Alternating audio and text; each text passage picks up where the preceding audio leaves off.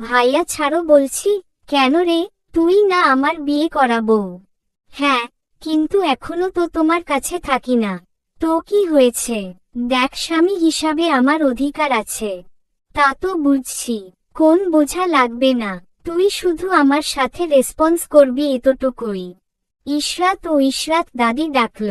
ব্যাস হয়ে গেল, আজকেও পুরো স্বপ্নটা দেখতে পারলাম না। কবে এমনটা করবা? আমি আর কত আশা ধরে থাকব? কিরে, উঠবি না আর কত ঘুমাবি? দাদু, তোর তো আজ ছুটি শেষ, হোস্টেলে যেতে হবে। তোর বাবা রাগারাগি করছে, তাড়াতাড়ি উঠে পড় দাদু। এই তো উঠে পড়ছি, ফ্রেশ হলেই হয়ে যায়। আচ্ছা, তাড়াতাড়ি নিচে এসে নাস্তা করে নাও, তারপর তোমার বাবা দিয়ে আসবে। ঠিক আছে দাদু। কবে যে তুমি বাড়ি আসবা আর কবে আমি তোমার সাথে সব জায়গায় যাব? এবার চলুন ঘুরে আসি আমার অতীত থেকে। আমার নাম ইশরাত জাহান। আমার বন্ধুরা আকিব, সিমি এবং আমার বড় বাবার ছেলে আমাকে রাত বলে ডাকে। আমি এখন ক্লাস 6-এ পড়ি। আমার বড় বাবা বছির মল্লিক আর আমার বাবা তসির মল্লিক ব্যবসায়ী।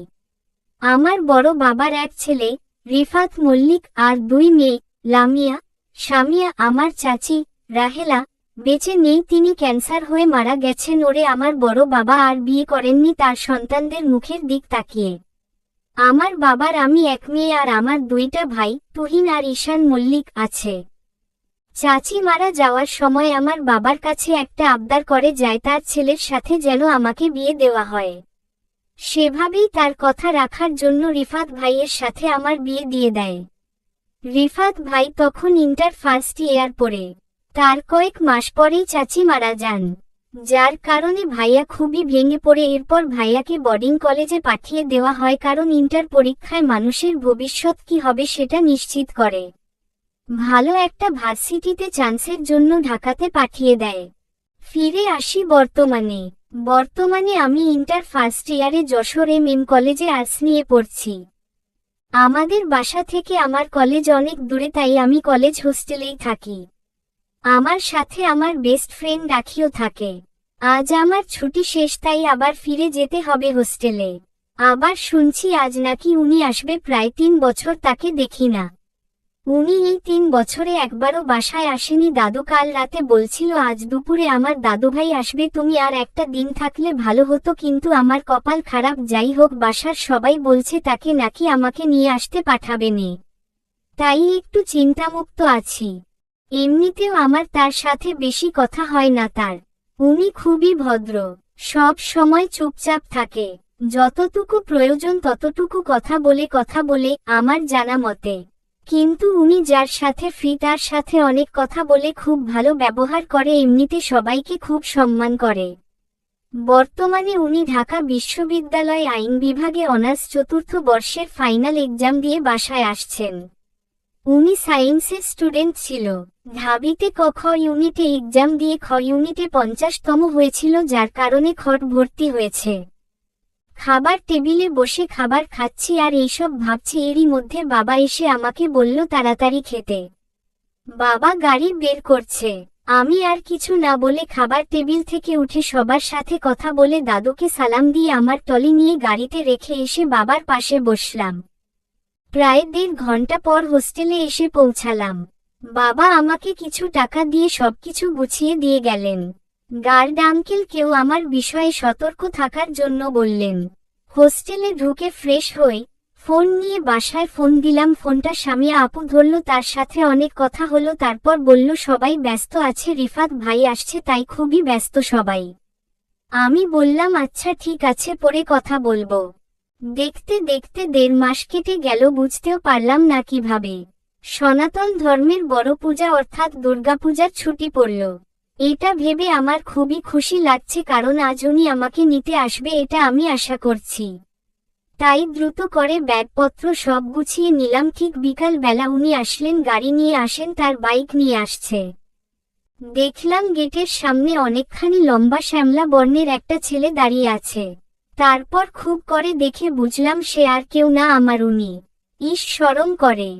পরনে সাদা শার্ট, কালো প্যান্ট, কালো ব্লেজার, একদম অস্থির লাগছে তাকে দেখে। আমি তো ফিদা, মনে হচ্ছে যে খেয়ে ফেলি। কিন্তু তারপর পরি মন খারাপ হয়ে গেল, কারণ হোস্টেলের সব মেয়েরা তার দিকে হা করে তাকিয়ে আছে। এতে আমার খুব কষ্ট লাগলো। কেন ভাই, তোদের বউ থাকা সত্ত্বেও এত সুন্দর করে সেজেগুজে মেয়েদের হোস্টেলের সামনে আসতে হবে? তোরা কি জানিস না মেয়েরা কত হিংসুক, বিশেষ করে তাদের স্বামীর ক্ষেত্রে দিলটাই ভেঙে গুঁড়ো। তারপর আখির থেকে বিদায় নিলাম, নিয়ে তার সামনে যে দাঁড়ালাম। আমাকে দেখে ফোনটা পকেটে রেখে বাইকে বসলো, আমাকেও বলল বসো। তারপর বাইক স্টার্ট দিয়ে চললাম আপন গতিপথে। আমাকে বলল ধরে বসো, ফার্স্ট টাচ করলাম তাকে।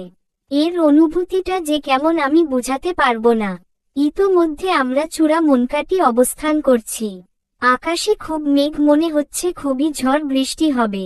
ভাবতে ভাবতেই খুব জোরে বৃষ্টি শুরু হলো। তাড়াতাড়ি আমরা একটা রেস্টুরেন্টের সামনে দাঁড়ালাম।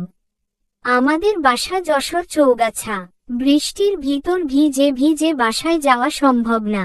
সন্ধ্যার সময় বৃষ্টিতে ভিজলে নির্ঘাত জ্বর আসবে। এমনিতেও ওনার বৃষ্টির পানি সহ্য হয় না। রেস্টুরেন্টে বসে 2 কাপ কফি অর্ডার করলাম। কফিতে চুমুক দেওয়ার সাথে সাথে বিদ্যুৎ চলে গেল। বাইরে প্রচণ্ড পরিমাণে ঝড় হচ্ছে, সাথে বৃষ্টি তো আছে। এর ভিতরে বাইক চালিয়ে বাসায় যাওয়া সম্ভব না। তাই উনি রেস্টুরেন্টের লোকজনের সাথে কথা বলে একটা রুম ভাড়া নিলেন। এখন আমরা রুমে অবস্থান করছি। আমি ব্যাগ রেখে ওয়াশরুমে গেলাম, আর ফ্রেশ হয়ে এসে ড্রেসিং টেবিলের সামনে দাঁড়িয়ে চুল আঁচড়াচ্ছি, আর উনি বাইরে থেকে এসে রুমের দরজা লাগিয়ে দিলেন। দিয়ে আমার দিকে হা করে তাকিয়ে আছে। কোনো নড়াচড়া করছে না। আয়নার ভিতর থেকেই আমি সব দেখছি। তা দেখে আমি মাথা নিচু করে নিলাম, হয়তো সে বুঝতে পেরেছি, তাই বলল আমি ফ্রেশ হয়ে আসছি। মুখে ক্রিম লাগাতে লাগাতে দেখলাম উনি ফ্রেশ হয়ে বেরিয়ে আসছে। আমি তার দিকে তাকিয়ে আছি। এত সুন্দর দেখতে মানুষ কিভাবে হয়, তাই ভাবছি হয়তো সে একান্তই আমার। তাই আমার কাছে তো ভালো লাগছে। আমি কিন্তু তার সাথে তুমি আমি করেই কথা বলি, কিন্তু আজ 3 বছর দেখা হয় না বলে এখন তুমি বলতে কেমন যেন দ্বিধা হচ্ছে। তারপরেও মুখ ফুটে বললাম, শোনেন, আমার খুব ক্ষুধা লেগেছে। বুঝতেও পারলাম না, সেকেন্ডের ভিতরে এসে পিছন থেকে জড়িয়ে ধরল। আমি তো পুরো অবাক বনে গেলাম। রিফাত মুচকি হেসে বলল, আমাকে খাও। কোনোদিন তো আমাকে টেস্ট করলে না। আজ কতদিন আমার সাথে সম্পর্কে আছো, আরো কথা বলো না, তো আজকে খাবা? আমি তো তার কথা শুনে তাজ্জব আর লজ্জাও পেলাম। তার শক্ত আলিঙ্গনে আমি পুরো থমকে গেলাম। কিছু বলতে গিয়েও যেন শব্দ আটকে গেল গলায়। এত কাছে কখনো আসিনি আমরা। আজ হঠাৎ এই স্পর্শ, বুকের ভেতরটা কেঁপে উঠল। ছাড়ো। কি করছো? কাঁপা কাঁপা গলায় বললাম আমি। সে আরো জোরে জড়িয়ে বলল, আজ তো কেউ নেই, আজ শুধু তুমি আর আমি। জানো, কতদিন তোমায় এভাবে কাছে পাইনি। আমি কিছু বলতে পারলাম না, শুধু চোখ বুজে রইলাম। রিফাত ভাইয়ের গলা নরম হয়ে এলো, জান, তোকে প্রথম দেখার পর থেকে ভালোবেসে ফেলেছিলাম। তুই যখন ছোট ছিলি, বুঝতিস না, কিন্তু আমি তো প্রতিদিন তোকে খুঁজেছি। সেই ছোট্ট রাত এখন কত বড় হয়ে গেছে, তবুও তুই শুধু আমার। আমার চোখ দিয়ে অজান্তেই পানি পড়ে গেল। এই মানুষটা কখন এত আপন হয়ে উঠেছে বুঝতেই পারিনি। সে এবার আমার মুখের দিকে তাকিয়ে বলল, তুই জানিস, তোর ওই চুলের গন্ধে আমি পাগল হয়ে যাই। আয়, আজ একটু তোর চোখের দিকে তাকিয়ে থাকি, এরপর যা হবার হবে। আমি লজ্জায় মাথা নিচু করে বললাম, ভাইয়া, আমাদের বাড়ি ফিরতে হবে। বৃষ্টি কমেছে, প্লিজ ছাড়ো। সে হেসে বলল, একটু আগে তো বললি ক্ষুধা পেয়েছে, খাওয়া না আমাকে? আমি এবার রাগে গলা শক্ত করলাম, একটু যদি ভালোবাসো তাহলে এখন বাড়ি চলো, এসব করার সময় হয়নি। সে হেসে মাথা নেড়ে বলল, ঠিক আছে, আজ আর কিছু বলবো না, তবে মনে রাখিস, একদিন কিন্তু তোকে খেতেই হবে। আজ শুধু কথা দিলাম, তোকে আর বিরক্ত করব না। আমি চোখ মুছে ব্যাগ তুলে নিলাম। সেই সামনে এগিয়ে বাইকের চাবি হাতে নিল। আবারও বাইকে উঠলাম, এবার নিজে থেকেই তার কোমরটা ধরে বসলাম। বুকের ভেতর তখনও অজানা কাঁপুনি। ফেরার পথে দুজনেই চুপচাপ। মাঝে মাঝে সে আয়নার দিকে তাকায়, আমিও চোখ সরিয়ে নেই। মনে হচ্ছে আজকের এই মুহূর্তটা চিরদিন মনে থাকবে।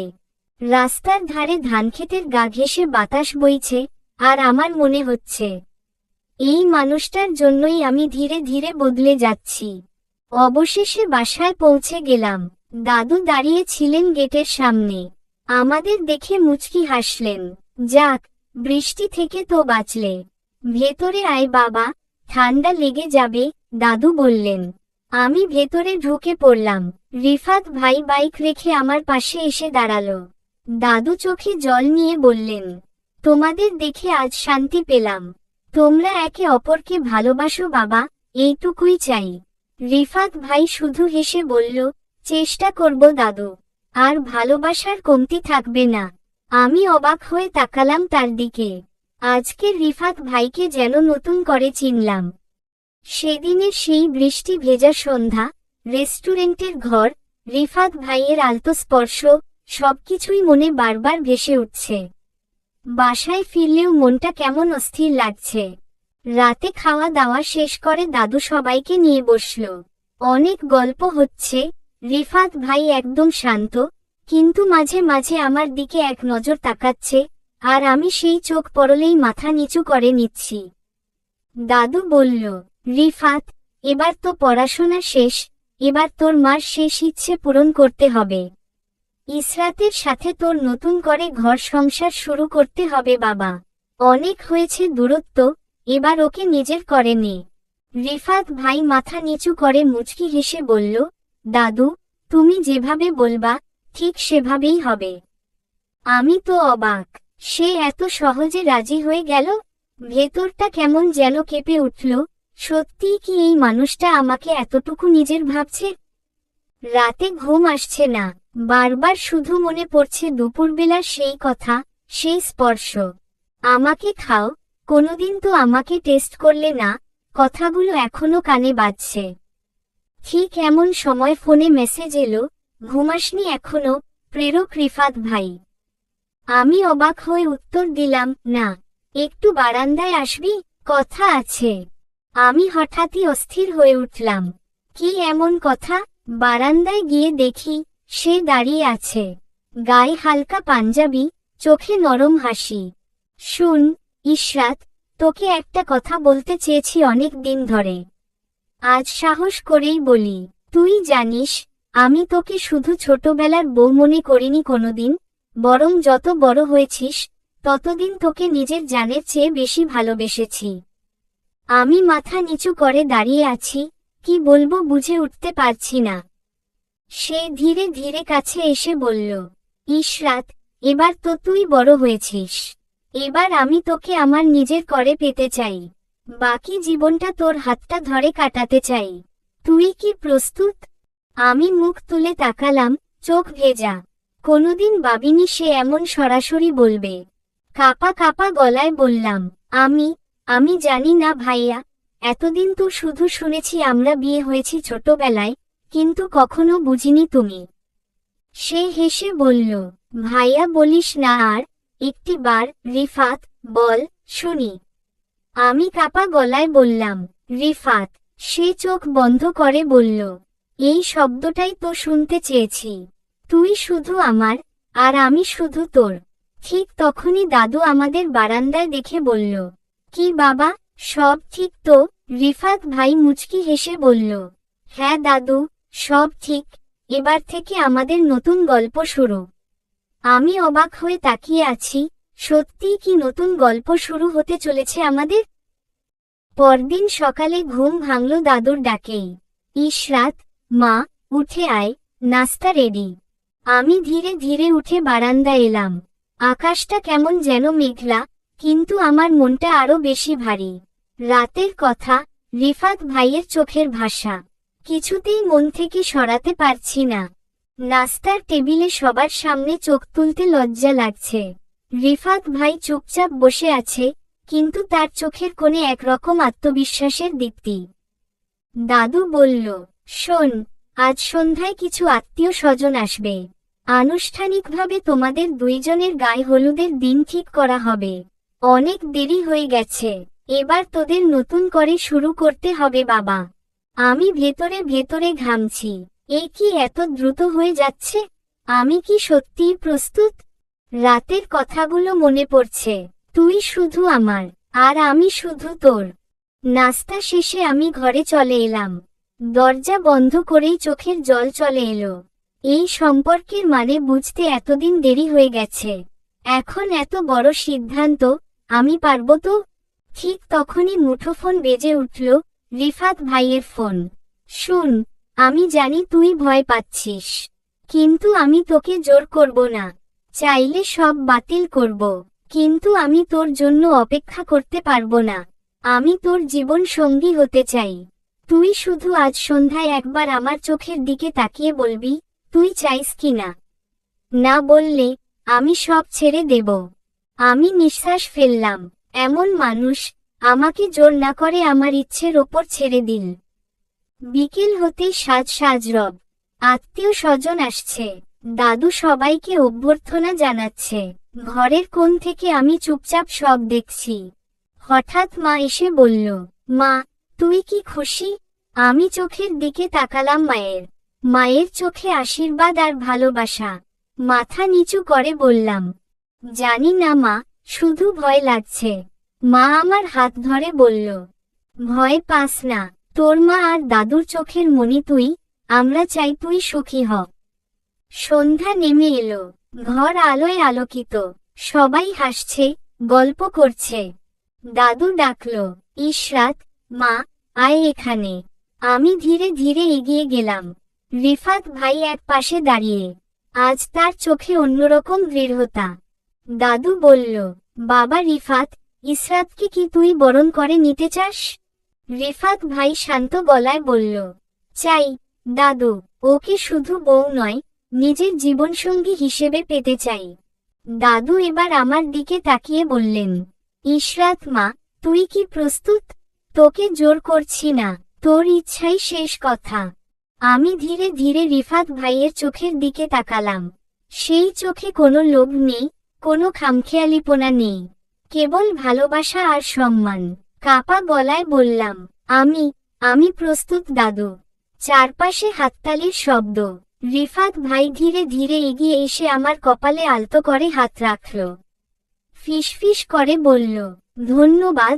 জানিস, তোকে হারানোর ভয়ই ছিল সবচেয়ে বড় ভয়। আমার চোখ ভিজে গেল। মনে হলো, হ্যাঁ, এবার সত্যিই আমাদের গল্প শুরু হতে চলেছে।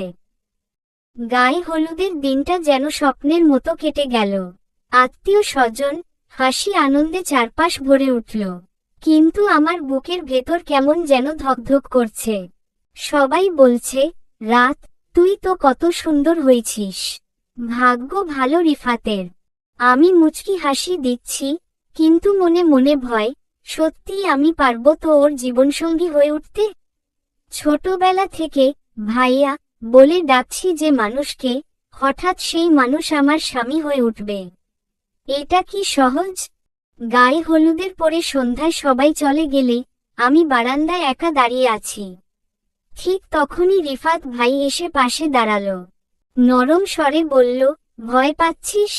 আমি ধীরে মাথা নেড়ে বললাম, হ্যাঁ, খুব।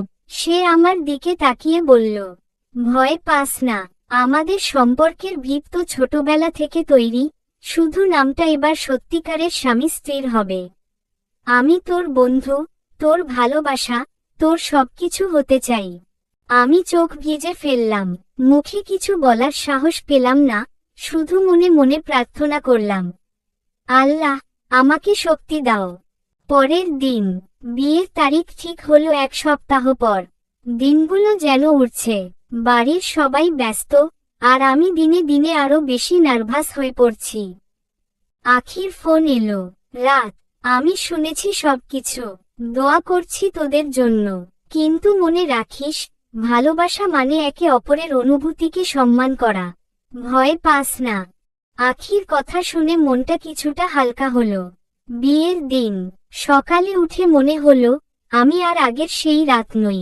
আজ আমি আরেকটি নতুন পরিচয় নিজেকে দেখব। মেহেন্দি, সাজগোজ সব শেষ করে বসে আছি মণ্ডপের পাশে। মাথা নিচু করে বসে আছি, হঠাৎ সেই চেনা গলায় ভেসে এলো, তোর কি এখনো বিশ্বাস হচ্ছে না আমি তোর? আমি মুখ তুলে তাকালাম। রিফাত ভাই, আজ সত্যিই রাজপুত্রের মতো লাগছে। নিকাহ পড়ানো হলো। মাওলানা জিজ্ঞেস করলেন, ইশরাত জাহান, আপনি কি কবুল করছেন? আমি কাঁপা কাঁপা গলায় বললাম, কবুল।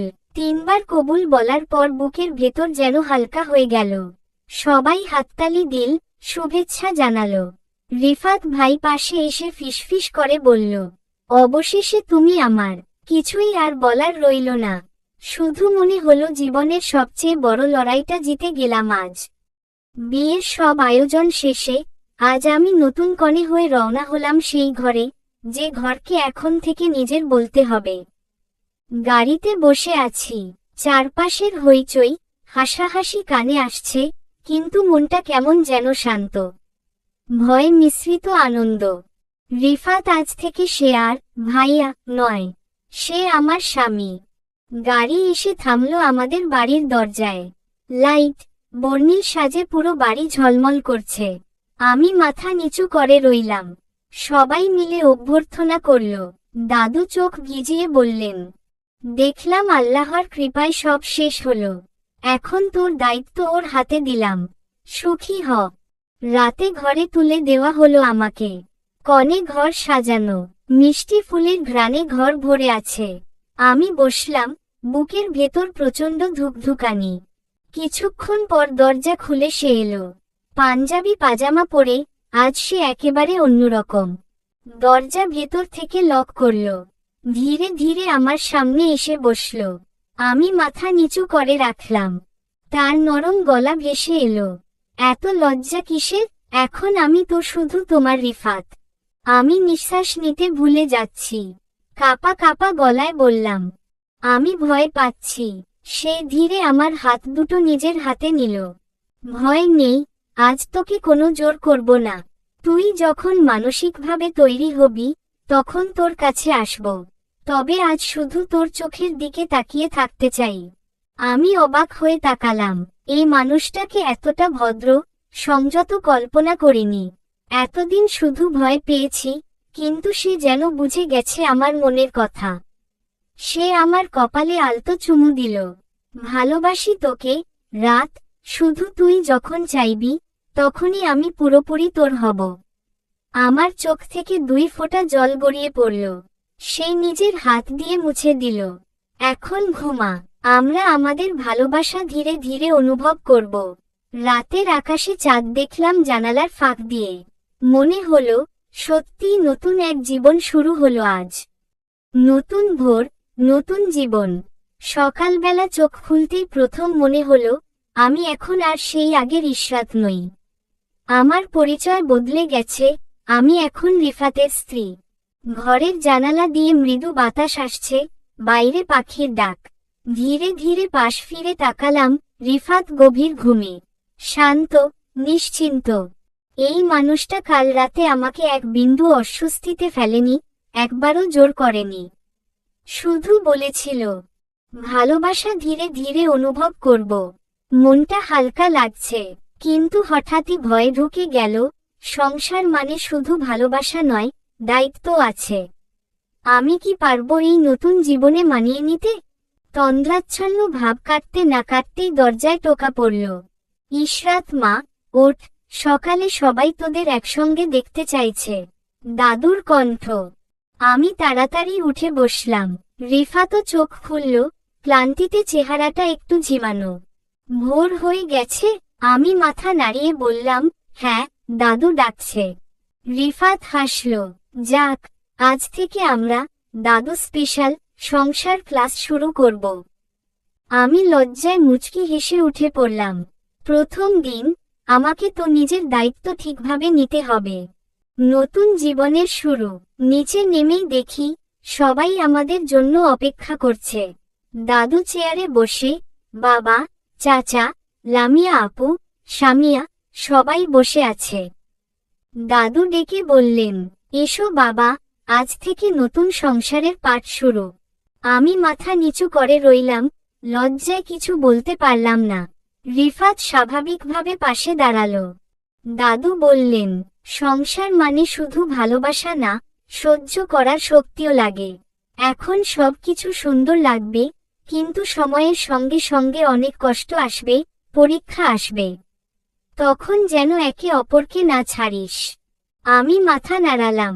বাবা বললেন, আর ইশরাত, তুই আমাদের ছোট্ট মেয়ে থাকলেও এখন থেকে এই সংসারের বড় বউ। তোকে সবাইকে আপন করে নিতে হবে।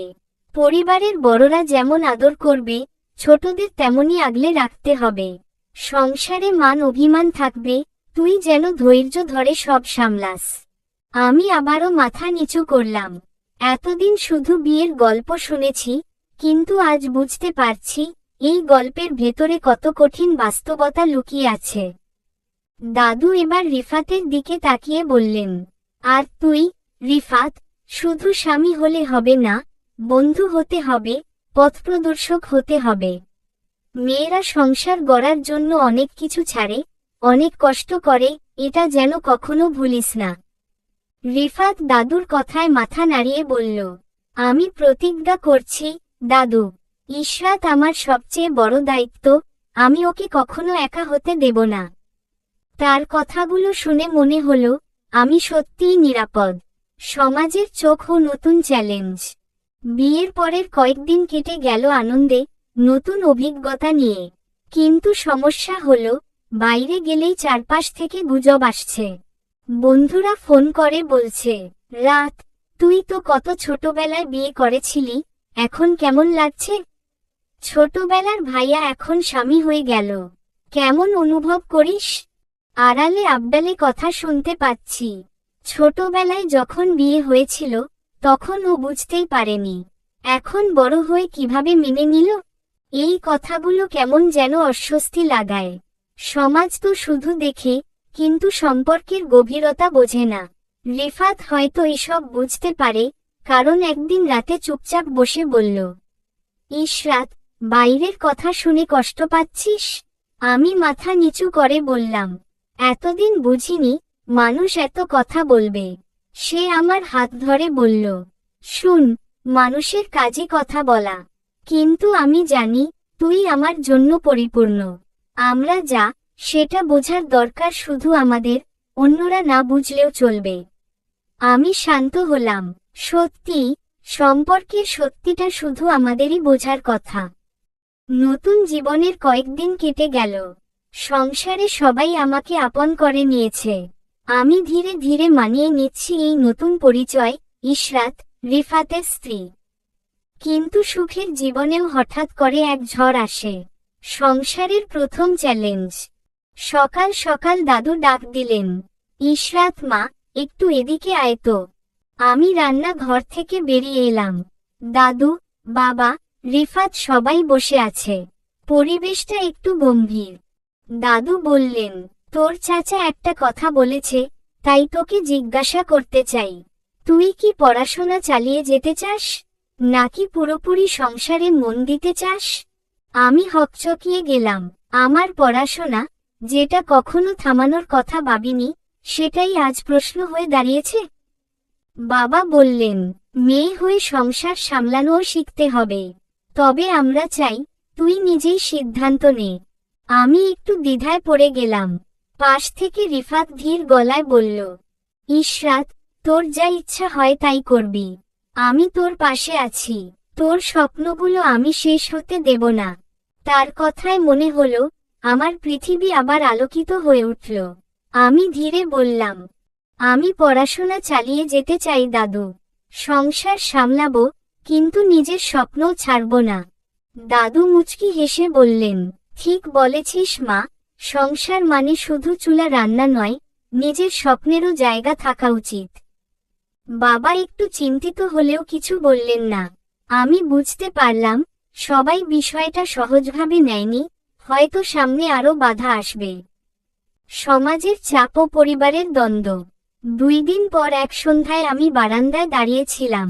পাশের বাড়ির চাচি হঠাৎ বললেন, ও ইশরাত, তোর তো এখন সংসার, এই বয়সে এত বড় দায়িত্ব, এখনো পড়াশোনা করবি? এটা কি ঠিক? আমি একটু থমকে গেলাম। তিনি আবার বললেন, সংসার মানে শুধু সুখ না মা, দায়িত্ব আছে। যদি সংসারে মন না দিস, তাহলে কিন্তু সম্পর্কেও টানাপোড়েন আসতে পারে। রিফাত তো তোর স্বামী, ওকে একটু বেশি সময় দে। আমি হালকা হেসে বললাম, চাচি, সংসার আর স্বপ্ন একসাথে চলতে পারে। আমি আমার দায়িত্ব কখনো এড়িয়ে যাব না। তিনি বিরক্ত হয়ে বললেন, আজকালকার মেয়েরা বিয়ের পরও আগের মতো থাকতে চায়। সংসার কিভাবে ধরে রাখবি? তোর অভিজ্ঞতা নেই বলেই বলছি, সংসার ভাঙতে সময় লাগে না মা। আমি চুপ করে গেলাম, কথা তেমন কিছু বললাম না, কিন্তু ভেতরে ভেতরে ক্ষোভ জমে উঠল। রাতে রিফাত টের পেল আমার মন খারাপ। কি হয়েছে? কেউ কিছু বলেছে? আমি সব বললাম। সে এক মুহূর্ত চুপ করে থাকল, তারপর বলল, ইশরাত, সমাজ সবসময় একটা না একটা বলবেই। তবে তুই কাকে বেশি গুরুত্ব দিবি, সমাজকে নাকি আমাদের সম্পর্ককে? আমি শান্ত হয়ে গেলাম। রিফাতের কথায় যেন শক্তি ফিরে পেলাম। একটি নতুন প্রতিজ্ঞা। পরের দিন সকালে দাদুর কাছে গেলাম। বললাম, দাদু, আমি সংসার সামলাবো, পড়াশোনা করব, সব করব। কিন্তু একটা কথা দিব, আমি কখনো এমন কিছু করব না যাতে আমাদের পরিবারের সম্মান নষ্ট হয়। দাদু চোখ ভিজিয়ে বললেন, মা, আমি জানতাম তুই এমনটাই বলবি। তোর প্রতি আমার আশীর্বাদ রইল। রিফাত একপাশ থেকে হাসছিল। আমি তাকাতেই বলল, তুই আসলেই অদ্ভুত। আমি তো ভেবেছিলাম সংসারের জন্য পড়াশোনা ছেড়ে দিবি। আমি মুচকি হেসে বললাম, তুমি তো আমার স্বামী, শুধু স্বামী না, আমার সবচেয়ে বড় সাপোর্টার। তাই আমি হাল ছাড়ব না। সে ধীরে বলল, তোর হাতটা একটু দে। আমি হাত বাড়াতেই সে শক্ত করে ধরল। এই হাত কোনোদিন ছাড়ব না, কথা দিলাম। আমি চোখ বন্ধ করলাম। মনে হলো জীবনের প্রথম বড় লড়াই জিতে গেলাম। নতুন সংসার, নতুন চ্যালেঞ্জ। আমি প্রতিজ্ঞা করেছিলাম, সংসারও চালাবো, স্বপ্নও আঁকড়ে ধরব।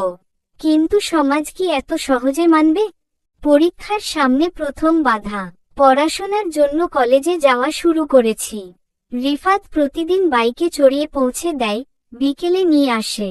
মনে হয় সে যেন আমার পাহারাদার। কিন্তু সমস্যা বাধল একদিন। কলেজ থেকে বেরিয়ে দেখি কয়েকজন পরিচিত আত্মীয় দাঁড়িয়ে। আমাদের দেখে চেহারা ভেঙে বললেন, ইশরাত, বিয়ের পরও কলেজে যাচ্ছিস? তোর তো সংসার সামলানোর সময়। আমি চুপ। আরেকজন বলল, সংসার ধরে রাখা কঠিন কাজ। বেশি বই খাতা নিয়ে থাকলে স্বামীর যত্ন করা হয় না। পরে যদি কোনো সমস্যা হয়, তখন বুঝবি। রিফাত এবার আর চুপ থাকল না। সে শান্ত গলায় বলল, একটা মেয়ে বউ হলেই কি তার স্বপ্ন শেষ হয়ে যায়? আমি চাই ইশরাত এগিয়ে যাক। এটা আমাদের ব্যক্তিগত বিষয়। একজন বলল, বাহ, স্বামী হয়ে তো তুমি সুন্দর কথা বলছো।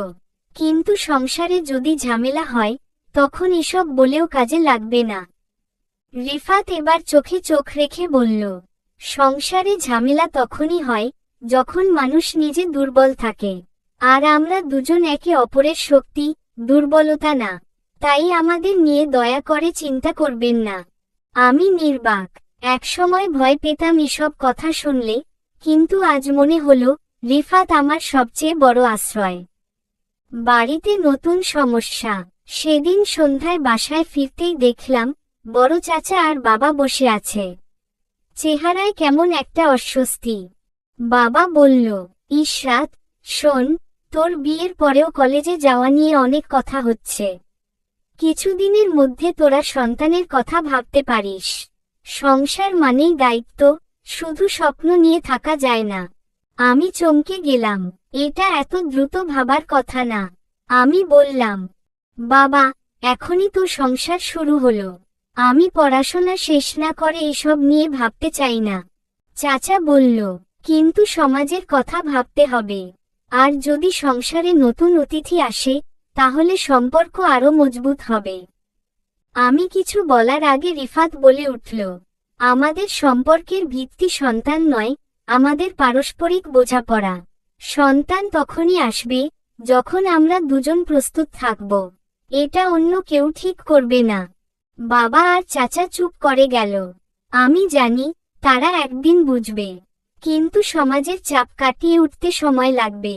রাতের বেলা রিফাত আমার দিকে তাকিয়ে বলল, ভয় পাস না ইশরাত, আমি জানি তুই কি চাস। আমরা একসাথে সব সামলাবো। আমি হালকা হেসে বললাম, তুমি থাকলে কোনো ভয় নেই। রিফাত মুচকি হাসল, তারপর বলল, শুধু সংসার নয়, তোকে আমি পৃথিবীর সেরা মানুষ হিসেবে দেখতে চাই। তোর স্বপ্নের জন্য সবকিছু করব। আমি চোখ বন্ধ করলাম। মনে হলো, সত্যিই ভালোবাসা মানে একে অপরের পাশে থাকা। পরিস্থিতি দিন দিন জটিল হয়ে উঠছে। রিফাত আমার পাশে আছে, কিন্তু সংসার আর সমাজের চাপ, এগুলো তো আর একদিনে থেমে যাবে না। আমি প্রতিজ্ঞা করেছি, সংসার আর স্বপ্ন দুটোই চালিয়ে যাব। কিন্তু এই সিদ্ধান্তের জন্য আমার পরীক্ষা এখনো বাকি। সংসারের প্রথম বড় লড়াই। সেদিন দুপুরে রান্নাঘরে কাজ করছিলাম। চাচি পাশে এসে দাঁড়ালেন। ইশরাত, শুনলাম তুই এখনো কলেজে যাচ্ছিস? আমি মৃদু হাসলাম, হ্যাঁ চাচি, পড়াশোনা চালিয়ে যাচ্ছি। চাচি বিরক্ত হয়ে বললেন, বউ হয়ে গেলে এসব শখের জায়গায় যাওয়া মানায় না। সংসারে মানিয়ে চলা শিখতে হয়। সংসার মানে শুধু স্বামী নয়, পুরো পরিবার। আমি শান্তভাবে বললাম, চাচি, সংসার মানে শুধু রান্না আর দায়িত্ব না, একজন মানুষের স্বপ্নের জায়গাও থাকতে হয়। আমি সংসারকেও ভালোবাসি, আবার নিজের স্বপ্নকেও ছাড়তে পারবো না। চাচি মুখ বাঁকালেন, এইসব আধুনিক মেয়ে সংসার করা জানে না, শুধু নিজের ইচ্ছা চলে। দেখিস, একদিন এই স্বপ্নের জন্য তোর সংসার টিকবে না। আমার হাত কেঁপে উঠল। চাচির কথায় যেন এক মুহূর্তে মনটা বিষিয়ে গেল। আমি কি সত্যিই কিছু ভুল করছি? হঠাৎ পিছন থেকে রিফাতের কণ্ঠ, চাচি, আমি কিন্তু ইসরাতকে স্বপ্ন দেখতে শিখিয়েছি। সংসারে মানিয়ে চলতে হয় ঠিক, কিন্তু নিজের স্বপ্নকে মেরে ফেললে কি সংসার ভালো থাকে?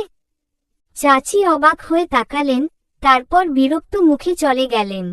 রিফাত আমার পাশে এসে দাঁড়িয়ে বলল, কেউ কিছু বললে কষ্ট পাবি না ইশরাত, আমাদের জীবন আমরা চালাবো, অন্যরা নয়।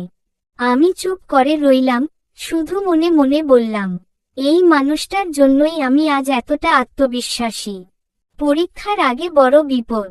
সব ঠিকঠাক চলছিল, কিন্তু বিপদ এলো আমার পরীক্ষার আগের দিন। সন্ধ্যায় বাবার কড়া গলা শুনতে পেলাম, ইশরাত, কাল তোর পরীক্ষা, কিন্তু আমাদের আত্মীয়রা আসবে। তুই কি পরীক্ষার নামে সংসারের দায়িত্ব ফেলে বাইরে যাবি? আমি হতবাক, এই কথাটা কল্পনাও করিনি। আমি বললাম, বাবা, আমার পরীক্ষাটা খুব গুরুত্বপূর্ণ। এটাতে ভালো না করলে ভবিষ্যৎ নষ্ট হয়ে যাবে। বাবা গম্ভীর হয়ে বললেন, সংসারে দায়িত্ব বেশি গুরুত্বপূর্ণ না পরীক্ষার খাতা? আমার গলা শুকিয়ে গেল। দাদু কিছু বলার আগেই রিফাত হঠাৎ উঠে দাঁড়ালো। বাবা, ওর পরীক্ষাটা একদিনের ব্যাপার, কিন্তু সংসারের দায়িত্ব সে প্রতিদিন পালন করবে।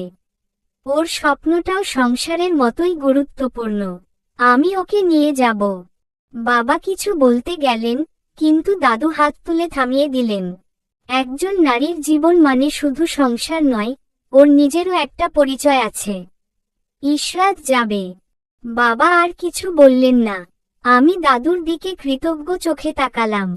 রিফাত আমার হাত চেপে ধরল, তুই শুধু নিজের স্বপ্নের দিকে তাকিয়ে থাকবি, বাকি সব আমি সামলাব। পরীক্ষা, সমাজের চোখ ও রিফাতের প্রতিজ্ঞা। পরের দিন পরীক্ষা শেষে বেরিয়ে আসতেই দেখি রিফাত বাইকের পাশে দাঁড়িয়ে।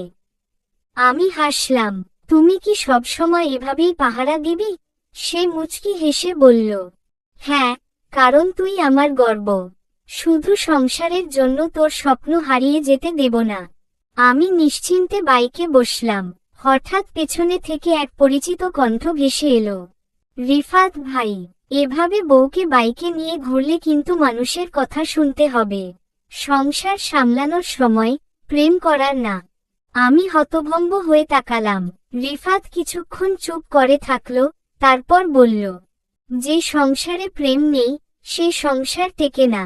আর সম্পর্কের মধ্যে বন্ধুত্ব থাকলে সেটাই সত্যিকারের ভালোবাসা হয়। আমি আমার বউকে নিয়ে যেখানে খুশি যাব, এটাই আমাদের সম্পর্ক। আমি প্রথমবার রিফাতের এই রূপ দেখলাম। সমাজের কথা একটু ভয় নেই তার, বরং সে গর্বিত। আমি মনে মনে ভাবলাম, সত্যি, সংসার মানে শুধু মানিয়ে নেওয়া নয়, সংসার মানে একে অপরকে সম্মান করা, একসাথে স্বপ্ন দেখা। আমি রিফাতের কাঁধে হালকা মাথা রেখে বললাম, তুমি আমার সবচেয়ে বড় পাওয়া, রিফাত। সে মাথা নেড়ে বলল, তাই তো তোকে সবার সামনে নিয়ে ঘুরি, কারণ আমি গর্বিত। পরীক্ষা শেষ হলো, সংসারও আগের মতোই চলছে, কিন্তু সমাজের চাপ কমার বদলে যেন আরো বেড়ে গেল। রিফাত সবসময় আমার পাশে থাকে, আমাকে সাপোর্ট করে, কিন্তু সমাজ কি এত সহজে বদলায়? সংসারে নতুন ঝামেলা। সকালে নাস্তা করতে বসেছি, হঠাৎ বড় চাচা বললেন, ইশরাত, তুই কি সংসারের দায়িত্ব নিতে পারবি? সব সময় তো শুধু পড়াশোনা আর বাইরের কাজ নিয়ে থাকিস।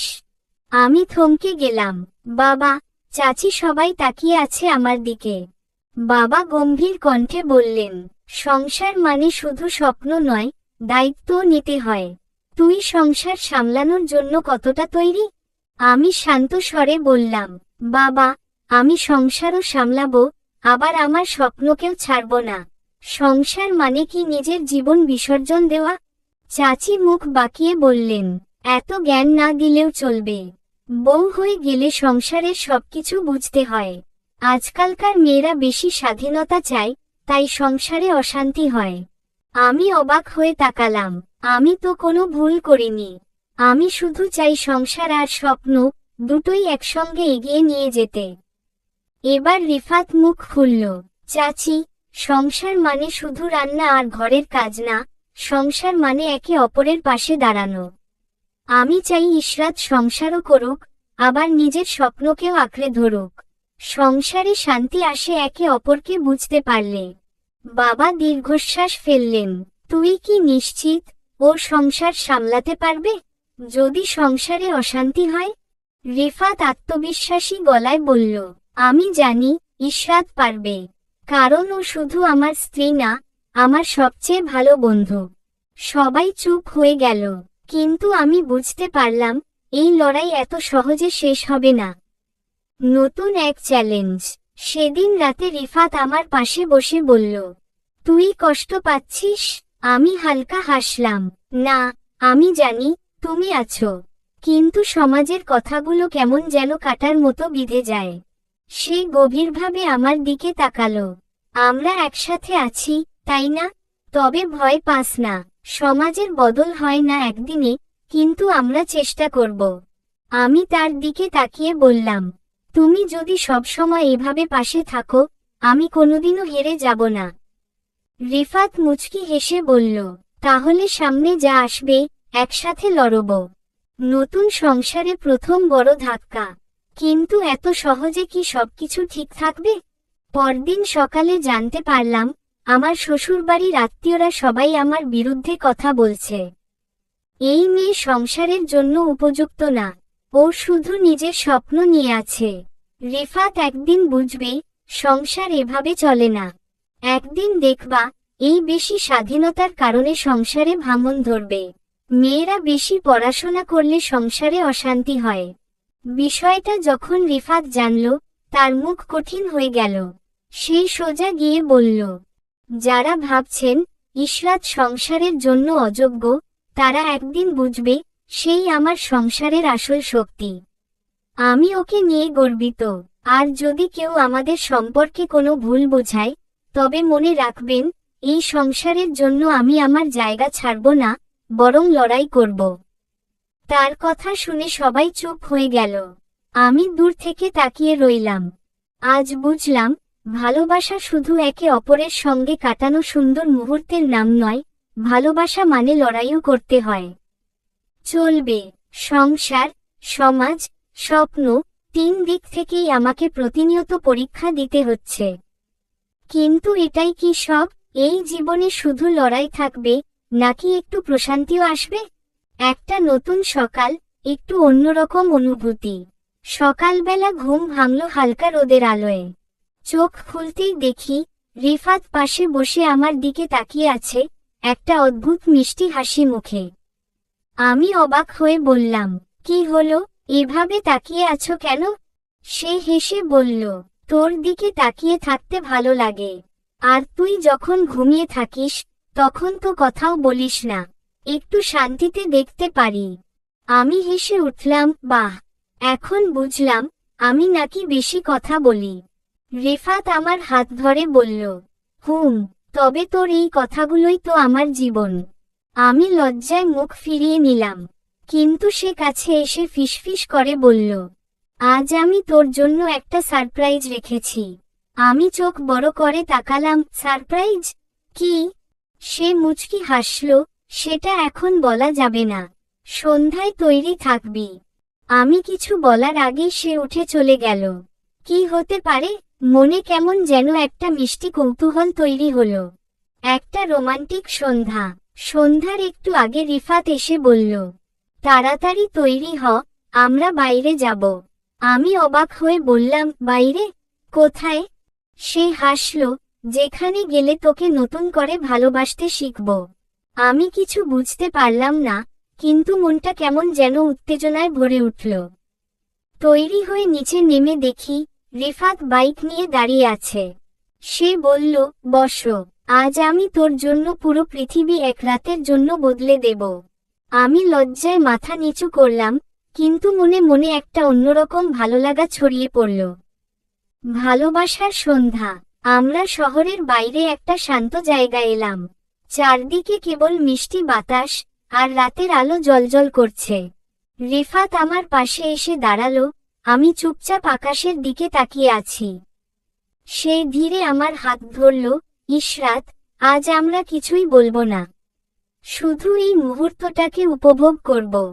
আমি ধীরে বললাম, কিন্তু তুমি সবসময় এত সুন্দর কথা বলো কিভাবে? সে আমার কপালে আলতো করে চুমু দিল, কারণ আমি তোকে ভালোবাসি। আমার চোখে জল চলে এলো। আমি মুখ নিচু করে বললাম, আমিও তোমাকে ভালোবাসি, রিফাত। তুমি আমার স্বামী না হলে আমি হয়তো প্রেমে বিশ্বাস করতাম না। সে মুচকি হাসল, তাহলে তো এটা প্রমাণ হলো আমরা শুধু সংসারের জন্য একসাথে না, আমরা সত্যিকারের প্রেমের গল্পের নায়ক নায়িকা। আমি লজ্জায় মাথা নিচু করলাম। এই মানুষটা এত ভালো কেন? সংসারের নতুন যুদ্ধ, কিন্তু প্রেমের নতুন শক্তি। এই ছোট্ট সন্ধ্যা যেন আমাকে নতুন করে শক্তি দিল। আমি জানি সামনে হয়তো আবারও কষ্ট আসবে, আবারও পরীক্ষা হবে, কিন্তু আজকের এই ভালোবাসার মুহূর্ত আমাকে সবকিছু সামলানোর শক্তি দিল। রিফাত ধীরে বলল, জীবন যেমনই হোক, আমি সবসময় তোকে হাসাতে চাই। আর তুই শুধু আমার হাতটা শক্ত করে ধরে থাকবি, তাহলে আমরা একসাথে সবকিছু পারব। আমি ধীরে মাথা নেড়ে বললাম, আমি কখনো তোমাকে ছেড়ে যাব না, রিফাত। সে আবার আমার হাত শক্ত করে ধরল। তাহলে চলো, সামনে আরো অনেক পথ বাকি। সংসার মানে শুধু দায়িত্ব নয়, ভালোবাসার মুহূর্তও থাকতে হয়। কিন্তু কখনো কখনো ভালোবাসাও পরীক্ষা নেয়। একটা অভিমানী সন্ধ্যা। সন্ধ্যার পর সবাই বসার ঘরে বসে গল্প করছিল। আমিও চুপচাপ এক কোণে বসেছিলাম, কিন্তু রিফাত আজ কেমন যেন ব্যস্ত। সে ফোনে কথা বলছে, কার যেন মিটিং আছে, কাজের টেনশন। কিন্তু আমার দিকে একবারও তাকাচ্ছে না। আমি কিছু না বলে চুপচাপ উঠে ঘরে চলে এলাম। কিছুক্ষণ পর দরজা খুলে সে ঢুকল। ইশরাত, তুই কবে এলি? আমি খেয়ালই করিনি। আমি অভিমানে মুখ ফিরিয়ে নিলাম, খেয়াল রাখার সময় কই তোমার? ফোন আর কাজ নিয়ে ব্যস্ত থাকো। রিফাত অবাক হয়ে বলল, ওহ, এটা কি মান অভিমান শুরু হলো? আমি চুপ করে রইলাম। সে হেসে বলল, মানছি, একটু কাজ নিয়ে ব্যস্ত ছিলাম, কিন্তু এতটুকুতেই কি রাগ? আমি কপট রাগ দেখিয়ে বললাম, তোমার কাছে আমি গুরুত্বপূর্ণ নাই, তাই না? সে ধীরে ধীরে আমার কাছে এসে বলল, আমার কাছে তোর গুরুত্ব কতটা জানিস?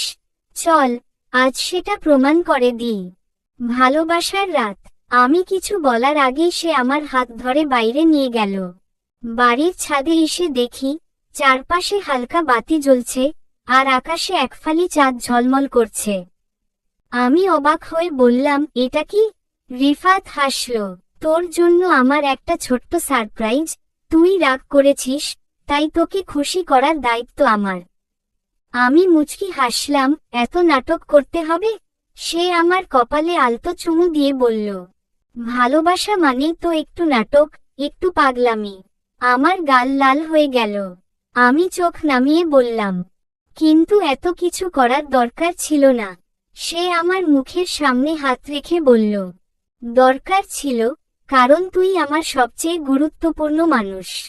আমি হেসে ফেললাম, তাহলে কি আজ রাতে আর কাজ নেই? সে আমার কোমরে হাত রেখে বলল, আজ শুধু তুই আর আমি, আর কোনো কাজ না।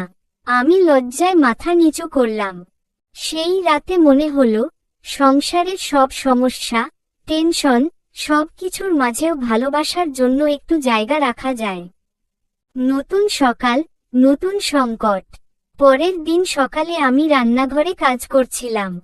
হঠাৎ চাচি এসে বললেন, রিফাত কাল রাতে তোর সাথে ছাদে ছিল, তাই না? আমি একটু চমকে গেলাম, জি, কিন্তু কেন? তিনি মুখ বাঁকিয়ে বললেন, এত বেশি প্রেম ভালোবাসা করলে সংসার ঠিক থাকে না। বেশি রোমান্স সংসারের ক্ষতি করে।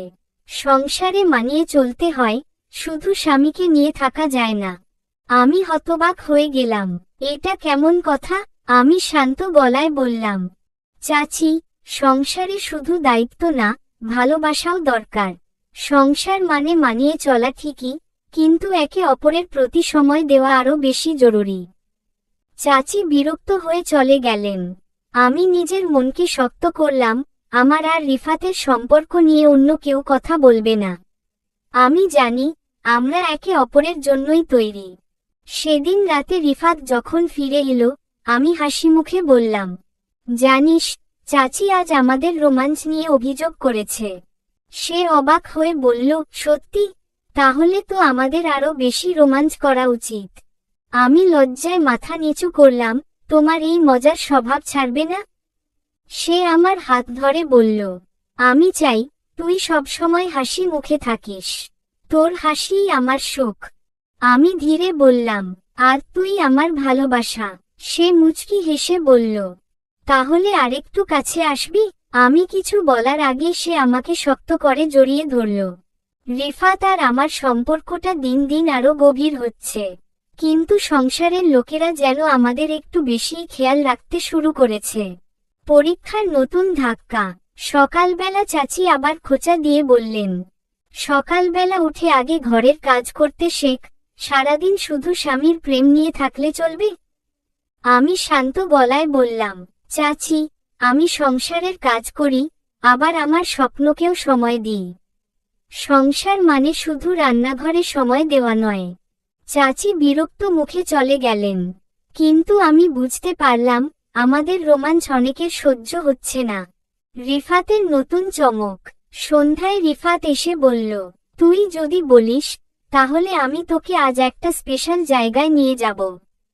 আমি অবাক হয়ে বললাম, কোথায়? সে মুচকি হাসল, সেটা তো গেলে বুঝবি। কিছুক্ষণ পর বাইকে করে আমরা একটা নির্জন জায়গায় গেলাম, একটা ছোট নদীর ধারে, যেখানে বাতাসে শুধু শান্তি আর নির্জনতা। আমি অবাক হয়ে বললাম, এখানে এনেছো কেন? সে আমার হাত ধরে বলল, কারণ আমি চাই, তুই আমার চোখে চোখ রেখে বলবি, সত্যি আমাকে ভালোবাসিস কিনা। আমি হেসে বললাম, এটা আবার কি প্রশ্ন?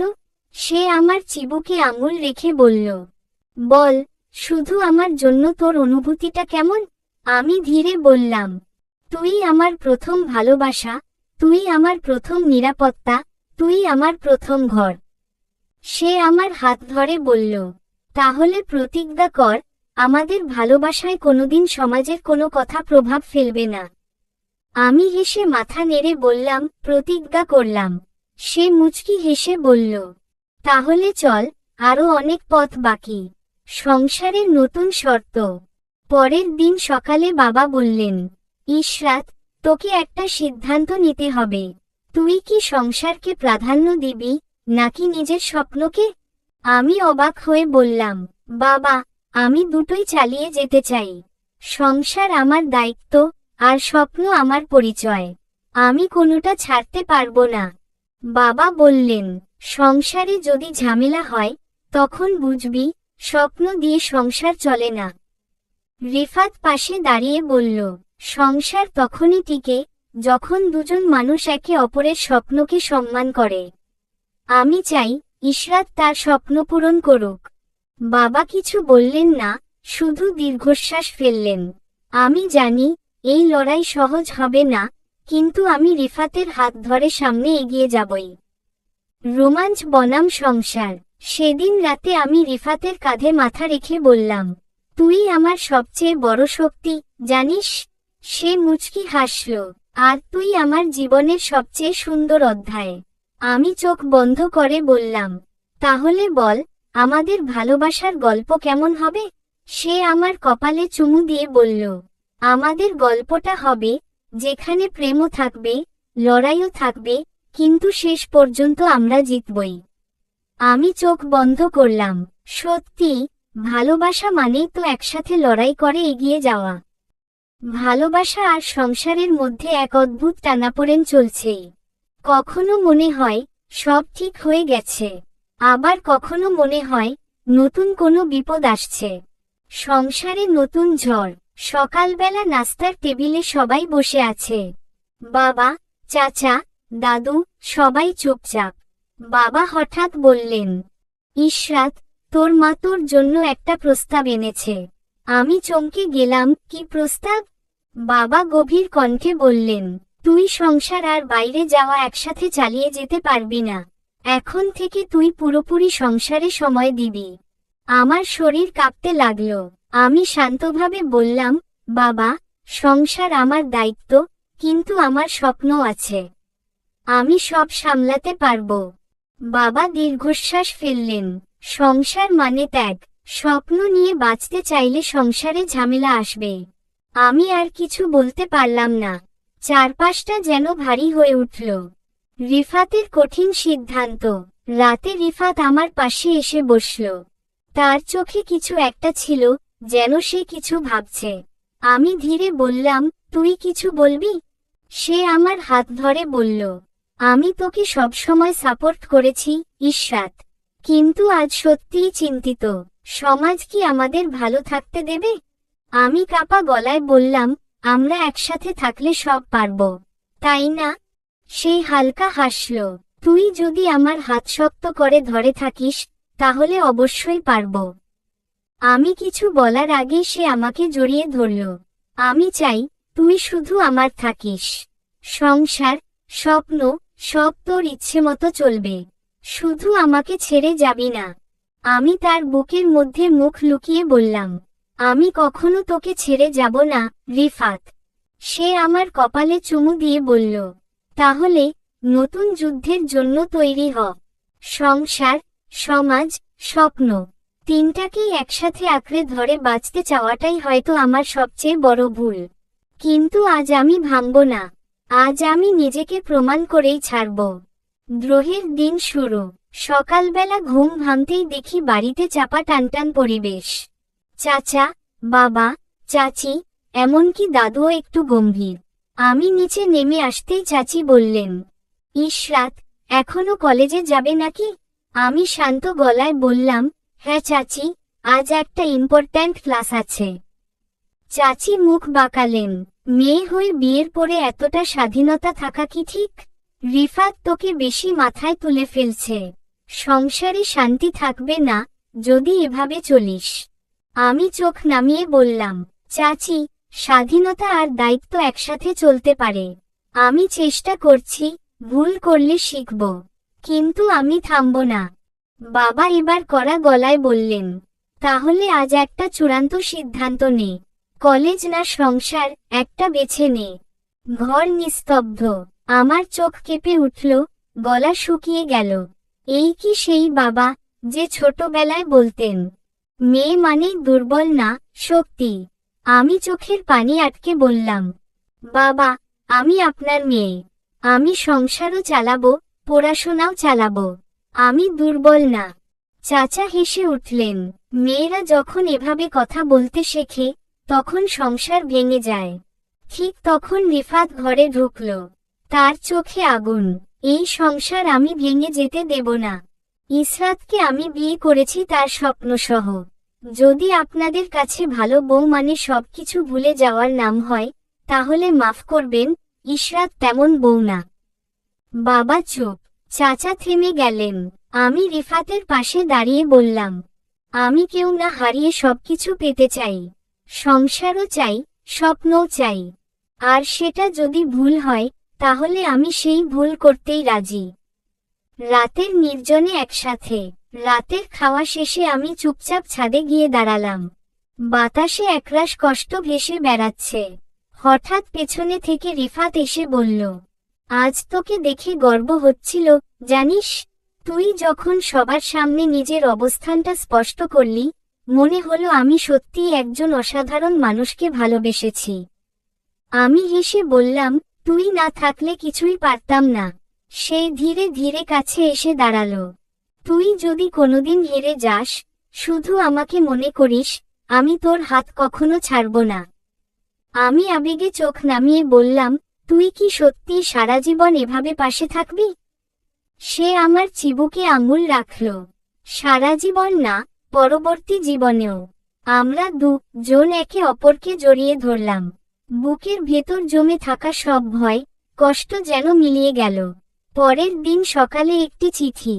আমি ঘরে ঢুকেই দেখি, মা একটি কাগজ হাতে দিচ্ছেন। চিঠিতে লেখা, তুমি আমাদের পরিবারের সম্মান ধরে রেখেছ। তোমার এই সাহসিকতায় আমি মুগ্ধ। তুমি ঠিক পথে আছো।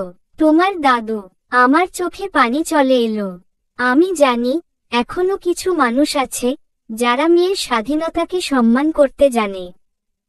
যখন মনে হয় সবকিছু ঠিকঠাক চলছে, ঠিক তখনই জীবন এমন কিছু নিয়ে আসে, যেটা ভালোবাসাকেও কাঁপিয়ে তোলে। ইসরাতের সাফল্য, নতুন আলো। পরীক্ষার রেজাল্ট এসেছে। কলেজের টপ 3-তে আমার নাম। আমি অবাক। বিশ্বাস করতে পারছি না। যেই মানুষগুলো বলেছিল বিয়ের পর মেয়েদের স্বপ্ন মানায় না, আজ তারাই বলছে, ইসরাত আমাদের গর্ব। বাড়ি ফিরে আসতেই সবাই অভিনন্দন জানাতে লাগল। দাদু কেঁদে ফেললেন। আমার ছোট্ট রাত এখন সত্যিই আলো হয়ে উঠেছে। আমি রিফাতের চোখে তাকালাম। সে কিছু না বলে শুধু আমার কপালে চুমু দিল। এই তো, আমি জানতাম, তুই পারবি। চাচিও আজ মুখে কিছু বলেননি, শুধু চুপচাপ পাশ কাটিয়ে গেলেন। হয়তো তিনিও আজ বুঝতে শুরু করেছেন, সংসার আর স্বপ্ন একসাথে চলতে পারে।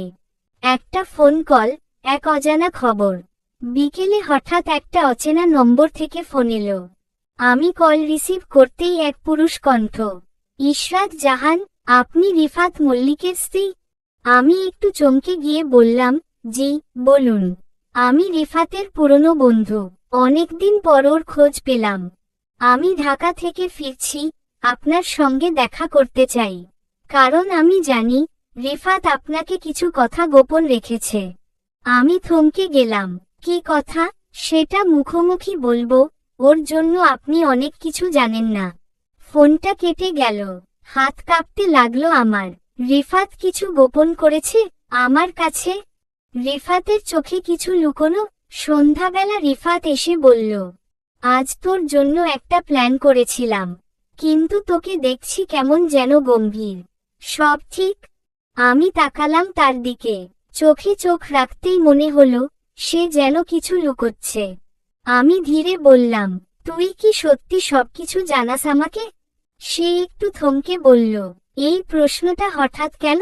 আমি কিছু না বলে উঠে গেলাম। ভেতরে একটা অজানা ভয়। এই সম্পর্ক, এই ভালোবাসা, এত সহজেই কি ভেঙে যাবে? এক অস্থির রাত। রাতের বেলা রিফাত ঘুমিয়ে পড়লেও আমার চোখে ঘুম নেই। কি এমন লুকায় রিফাত? কোন পুরনো বন্ধু? সে কেন বলল রিফাত কিছু গোপন করেছে? আমি ধীরে উঠে ফোনটা হাতে নিলাম। রিফাতের গ্যালারিতে ঢুকে কয়েকটা পুরনো ছবি খুঁজতে খুঁজতে হঠাৎ চোখে পড়ল এক অচেনা মেয়ের ছবি। রিফাতের পাশে দাঁড়িয়ে আছে একটা মেয়ে, খুব কাছাকাছি। ছবির নিচে তারিখ, তাদের বিয়ের 1 বছর আগে। আমার বুক কেঁপে উঠল। এই মেয়েকে, এতদিন আমার জীবনে যে মানুষ সবচেয়ে স্বচ্ছ ছিল, সে কি আমার কাছে সত্যিই সব খোলা ছিল? ভালোবাসা মানেই কি সবকিছু জানা, নাকি কিছু না জেনেও অন্ধভাবে বিশ্বাস করা? আজ সেই প্রশ্নটাই আমাকে ভিতরে ভিতরে পোড়াচ্ছে। রাতের পর ভোর, কিন্তু শান্তি নেই। ভোরবেলা ঘুম ভাঙতেই দেখলাম রিফাত আমার পাশে নেই। ঘরের বাতাসে একরকম অস্বস্তি। সেই ছবি, সেই ফোন কল সব মিলিয়ে মাথা গরম হয়ে আছে। রিফাত কিছু গোপন করছে, এটা এখন শুধু অনুমান নয়, বাস্তব। হঠাৎ দরজা খুলে সে ঢুকল। এই তো, তুই জেগে গেছিস? আমি নাস্তা আনতে গেছিলাম। আমি চুপচাপ তাকিয়ে রইলাম। সে এগিয়ে এসে বলল, আজ সারপ্রাইজ আছে, তোর পছন্দের সব খাবার তৈরি করেছি। চল নিচে। আমি ধীরে জিজ্ঞেস করলাম, রিফাত, তোর জীবনে কি আমার আগেও কেউ ছিল? সে থমকে গেল, কিছুক্ষণ চুপ থেকে বলল, হ্যাঁ, ছিল। আমার চোখে জল চলে এলো। তুই কখনো বলিসনি কেন? সে চোখ নামিয়ে বলল, কারণ আমি ভুলে যেতে চেয়েছিলাম। ওর সাথে আমার সম্পর্কটা কখনোই পূর্ণ ছিল না। কিন্তু আমি স্বীকার করি, সেটা ছিল। আমি ফিসফিস করে বললাম, তাহলে আমি কি তোর দ্বিতীয় পছন্দ? সে তাড়াতাড়ি আমার হাত ধরে বলল, না, একদম না। তুই আমার শেষ, আমার সব। তোর আগে আমি ভালোবাসা বুঝতাম না। তুই না থাকলে আমি অপূর্ণ। পুরনো গল্পের মুখোমুখি। দুপুরে সেই আগের নম্বর থেকে আবার ফোন এলো। এইবার আমি রিসিভ করলাম না। কিন্তু সে মেসেজ পাঠালো, আমি জানি, রিফাত তোমাকে সব বলেনি। তোমাদের ভালোবাসা যদি সত্যি হয়, তাহলে সে আমার সঙ্গে দেখা করুক, একবার মাত্র। আমি ভাবলাম, আমি এই সম্পর্ককে বিশ্বাস করতে চাই, কিন্তু অন্ধভাবে না। রিফাত ঘরে ঢুকতেই বললাম, তুই কি ওর সঙ্গে দেখা করতে পারবি? একবার শেষবারের মতো। আমার চোখের সামনে। রিফাত কিছু না বলে কিছুক্ষণ তাকিয়ে রইল। তারপর বলল, তুই যা বলবি, আমি তাই করব। কিন্তু তুই আমার ভালোবাসায় একটুও সন্দেহ করিস না। আমি কাঁপা গলায় বললাম, আমি বিশ্বাস করতে চাই, কিন্তু আমি ঠকতেও ভয় পাই। ভালোবাসার পরীক্ষা। সন্ধ্যায় আমরা গেলাম একটা ক্যাফেতে। সেখানে অপেক্ষা করছিল সেই মেয়ে। সাদামাটা পোশাক, কিন্তু চোখে একরাশ অভিমান। সে রিফাতকে দেখে বলল, তুই এতটা সহজে ভুলে যেতে পারলি? যে সম্পর্ক তুই শুরু করেছিলি, শেষও তুই করলি। রিফাত শান্ত গলায় বলল, আমি সত্যিই চেষ্টা করেছিলাম, কিন্তু তোকে নিয়ে আমার কোনো ভবিষ্যৎ ভাবতে পারিনি। তুই আমার জীবন ছুঁয়ে গিয়েছিলি ঠিকই, কিন্তু ইশরাত আমার জীবন হয়ে গেছে। মেয়েটা আমার দিকে তাকিয়ে বলল, তুমি ভাগ্যবান, সে তোমাকে পেয়েছে। শুধু চাই, তুমি তাকে বোঝো। কারণ প্রেম পেলে মানুষ বদলাতে পারে। আমি হালকা মাথা নেড়ে বললাম, আমি তাকে ভালোবাসি। আমি চেষ্টা করব, আমাদের গল্প অসম্পূর্ণ হবে না। একটা গভীর রাত, একটুখানি ভালোবাসা। সেই রাতে রিফাত আমাকে জড়িয়ে ধরল। তার গলায় কাঁপা কাঁপা স্বর, তুই যদি আজ আমাকে ছেড়ে যেতি, আমি ভেঙে যেতাম। আমি তার চোখে তাকিয়ে বললাম, ভালোবাসা মানে একসাথে ভুল ঠিক করা, পুরনো গল্প মুছে নতুন করে লেখা। তুই যদি সত্যি থাকিস, আমি কখনো দূরে যাব না। সে আমার কপালে চুমু দিল। তুই আমার, একদম আমার, চিরদিনের জন্য। আমরা নিঃশব্দে একে অপরকে জড়িয়ে ধরলাম। আজ রাতে একটা ভাঙ্গনের গল্প শেষ হলো। আর নতুন করে ভালোবাসা জন্ম নিল। ভালোবাসা যখন সত্যি হয়, তখন তার পাশে দাঁড়াতে হয় যুদ্ধ করেই। আর আমাদের যুদ্ধ যেন থামছেই না। একসাথে, কিন্তু একা হয়ে পড়া। রিফাত ও আমি আগের চেয়ে অনেক কাছাকাছি। পুরনো ভুল মুছে নতুন বিশ্বাস গড়ে তুলেছি আমরা। কিন্তু আশপাশের লোকেরা, তারা কি বদলেছে? না, বরং তারা এখন নীরব হিংস্রতা নিয়ে আমাদের প্রতি তাকিয়ে আছে। চাচি এবার খোলাখুলি বলেই ফেললেন, এই মেয়ে যতই আধুনিক হোক, সংসারে এভাবে চলতে পারে না। একদিন না একদিন রিফাত বুঝবে, ভুল করেছে। আমি শুনে চুপ করে রইলাম। চোখে কিছুটা জ্বালা অনুভব করলাম, কিন্তু মুখে কিছু বললাম না। রিফাত সব শুনে এসে বলল, তুই জবাব দিস না। আমার বিশ্বাস তোর সাফল্যই সবার মুখ বন্ধ করে দেবে। আমি মুচকি হেসে বললাম, তবে একটা কথা বলি? বল। তুই যদি কোনোদিন আমায় হারিয়ে ফেলিস, আমি কিন্তু তোর জীবনে ঝড় হয়ে ফিরে আসব। সে হেসে ফেলল। ভালোবাসা তোর মতো ভয়ঙ্কর হলে হারানোর প্রশ্নই ওঠে না। রিফাতের মার আগমন, নতুন টেনশন। রিফাতের মা গ্রাম থেকে এসেছেন। তাকে আমরা দুজনেই প্রচণ্ড সম্মান করি। কিন্তু তিনি এসে প্রথমেই বললেন, ইশরাত, আমি শুনেছি তুই এখনো কলেজে যাচ্ছিস, বাইরেও অনেক সময় কাটাস। এটা কি বউয়ের কাজ? আমি মাথা নিচু করে বললাম, মা, আমি সব করি। সংসারও, পড়াশোনাও আমি নিজের মতো সামলাতে শিখেছি। তিনি চুপ করে রইলেন, কিন্তু চোখে অস্বস্তি স্পষ্ট। তিনি দাদুর সঙ্গে একা বসে অনেকক্ষণ কথা বললেন। সন্ধ্যায় রিফাত এসে বলল, মা কিছুটা চিন্তিত। সে চায় তুই 1 বছরের জন্য পড়াশোনা বন্ধ করে সংসারটা পুরো সময় দিও। আমি থমকে গেলাম। তুই কি চাস আমি বন্ধ করি? সে কিছুক্ষণ চুপ করে রইল। আমি চাই না তুই থামিস, কিন্তু আমি মাকে কষ্ট দিতেও চাই না। আমি বললাম, তাহলে একটা উপায় আছে। কি উপায়? আমি প্রমাণ করে দেব, আমি সংসারও পারি, পড়াশোনাও পারি, একটাও বাদ দেব না। তোর মা যদি 1 মাস আমাকে দেখে, তার ধারণা বদলাবেই। রিফাত আমার দিকে তাকিয়ে বলল, তুই এমন এক ভয়ঙ্কর শান্ত আগুন, জানিস, যেটা কাউকে পোড়ায় না, শুধু বদলে দেয়। রোমান্টিক সন্ধ্যা, সাহসের প্রতিজ্ঞা। রাতে ছাদে হালকা বাতাস, আকাশে চাঁদ। আমি আর রিফাত জন একসাথে চুপচাপ দাঁড়িয়ে আছি। হঠাৎ সে বলল, তুই জানিস, তোর পাশে দাঁড়িয়ে থাকলে মনে হয় আমি পৃথিবীর সব লড়াই জিততে পারব। আমি হেসে বললাম, আর তুই না থাকলে আমার কোনো যুদ্ধই শুরু হতো না। সে আমার কপালে একটা আলতো চুমু দিয়ে বলল, তোর এই বিশ্বাসটাই আমাকে বাঁচিয়ে রাখে। তুই থাকিস, আমি সব পারি। আমি ধীরে বললাম, তুই পাশে থাকিস, আমি প্রমাণ করে দেব, সংসার আর স্বপ্ন একসাথেই সম্ভব। সমাপ্তি। রিফাতের সৎ মাকে নিয়ে নির্লজ্জ জামাই সিজন 2 আসবে।